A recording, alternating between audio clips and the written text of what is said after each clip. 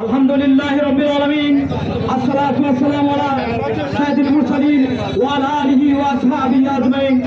সম্মানিত উপস্থিতি, আসসালামু আলাইকুম ওয়া রাহমাতুল্লাহি ওয়া বারাকাতুহু।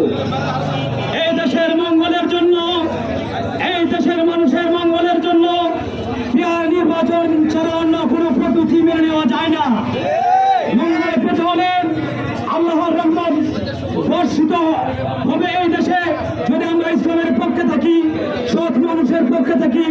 এই জন্য আমরা সকলে মিলে এই দেশের ইসলামিক প্রতীক দাঁড়িপাল্লা মার্কাকে আগামী নির্বাচনে জয়যুক্ত করবে ইনশাআল্লাহ।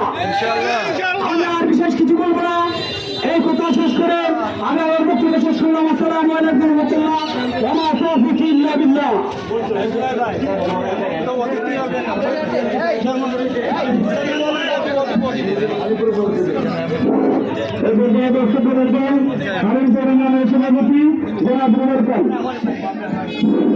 আসসালামু আলাইকুম ওয়া রাহমাতুল্লাহি ওয়া বারাকাতুহু।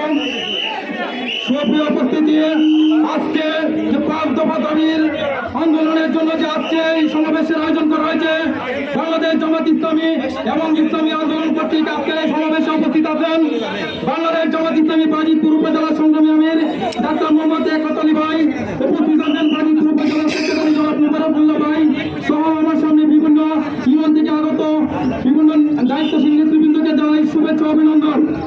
সুপ্রিয় উপস্থিতি, আপনারা জানেন ইতিমধ্যে 5 দফা দাবিতে সারা বাংলাদেশ জামাত ইসলামী এবং সমমনা দলগুলো নিয়ে একটি দাবি জানানো হচ্ছে।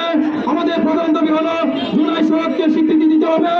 আপনারা জানেন এই 24-এর অভ্যুত্থানে প্রায় 2000-এর অধিক ছাত্র জনতা জীবন দিয়েছে, প্রায় 35,000 লোক আহত হয়েছে। যাদের জীবনের বিনিময়ে আমরা এই নতুন বাংলাদেশ পেয়েছি, তাদেরকে শহীদ হিসেবে স্বীকৃতি দিতে হবে এবং যাদের জীবনের বিনিময়ে নতুন বাংলাদেশ পেয়েছে তাদের জন্য একটি নতুন সমাজ দিতে হবে।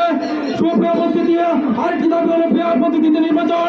আপনারা জানেন সেই দেশে পেয়ার পদ্ধতি নির্বাচন হলে যে আমি যে ভোট দিয়েছি এই ভোটের পার্সেন্টেজের উপর ভিত্তি করে এদেশে এমপি নির্বাচিত হবে। আমরা চাই সেই আনুপাতিক হারে এমপি নির্বাচিত হোক। বিশ্বের প্রায় 101টি দেশে পেয়ার পদ্ধতি আছে, যেখানে পেয়ার পদ্ধতি আছে সেখানে সন্ত্রাস, দুর্নীতি, রাজধানী খুন, লুটতরাজ এগুলোর পরিমাণ অনেক কম। তাই আমরা চাই দুর্নীতি এবং সন্ত্রাস মুক্ত বাংলাদেশ গড়তে। সেজন্য চাই